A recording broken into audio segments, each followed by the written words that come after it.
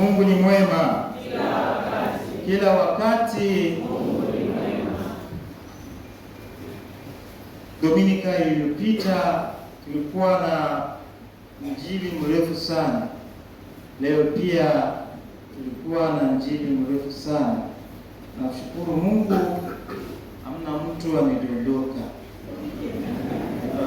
Especially hii wanawake wana high heels, wana viatu juu, wanaweza kudondoka, anaweza kufikia ni njaa. Sio njaa, ni high heels, ni hii viatu. Tumsifu Yesu Kristo. Katika somo la kwanza, Samueli anamtia mafuta Daudi, mvulana mchungaji aliyepuuzwa kuwa mfalme.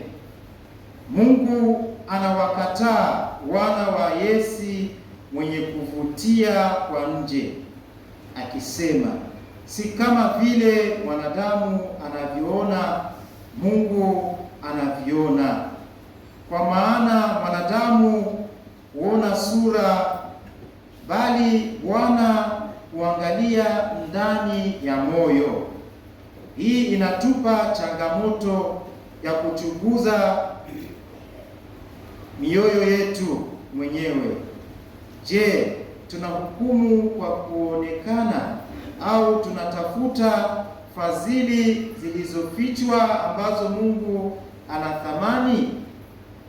Katika somo la pili kutoka kwa Waefeso unatuhimiza kuishi kama watoto wa nuru, kuamka kutoka usingizi wa kiroho. Tunaitwa kufichua kazi zisizo na matunda za giza ndani yetu, kiburi, chuki au kuridhika, na kumbatia neema ya Kristo inayoangaza. Uponyaji mkubwa wa injili ya mtu aliyezaliwa kipofu unajumuisha mada hii. Yesu anasema, mimi ni nuru ya ulimwengu, akirudisha macho kwa mtu ambaye hajawahi kuona. Walakini Mafarisayo waliokufushwa na mila ngumu wanakataa muujiza huyu, wakibaki gizani. Imani rahisi ya mtu, Bwana naamini, inabadilisha maisha yake, ikitufundisha kwamba macho ya kweli hayatokane na juhudi za kibinadamu, bali kutoka kwa kukutana na Kristo. Katika msimu huu wa Kwaresima, furahia kwamba Mungu anaona moyo wako, sio kasoro zako, na anaweza kufungua macho yako kwa rehema yake. Kama Daudi, huenda tukahisi kwamba hatustahili, lakini Mungu anachagua kwa ajili ya ukuu. Kama kipofu, lazima tukubali upofu wetu wa kiroho na kumgeukia Yesu, nuru ambayo huondoa vivuli vyetu. Mazungumzo kati ya Mafarisayo na mtu aliyezaliwa kipofu katika injili ya leo yanavutia. Waliendelea kumuuliza tena na tena, uliponyaje? Ni nani aliyekuponya? Hata kwa mara nyingi alijibu, bado hawakuwa na hakika.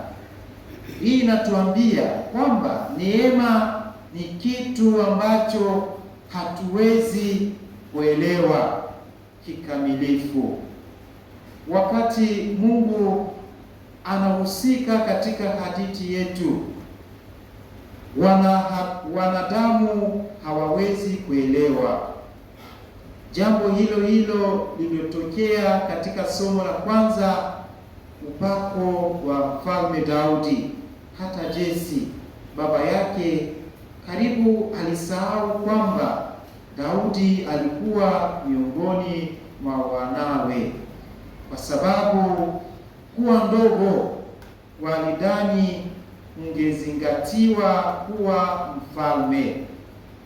Tena njia zetu si njia za Mungu. Mungu pekee ndiye anayeweza kufanya kile ambacho hakuna mwanadamu anaweza kufanya. Mwamini yeye peke yake. Tumsifu Yesu Kristo. Wapendwa katika Kristo, kila wakati Yesu anapona katika Biblia, anasema daima, imani yako imekuponya. Je, sisi ni watu wa imani? Tunamwomba Mungu atuponye upofu wetu wa kiroho. Pia tunaomba kwamba Mungu afungue macho yetu ili kuona mahitaji ya wengine na kuwasaidia. Atukuzwe Baba na Mwana na Roho Mtakatifu. Amen.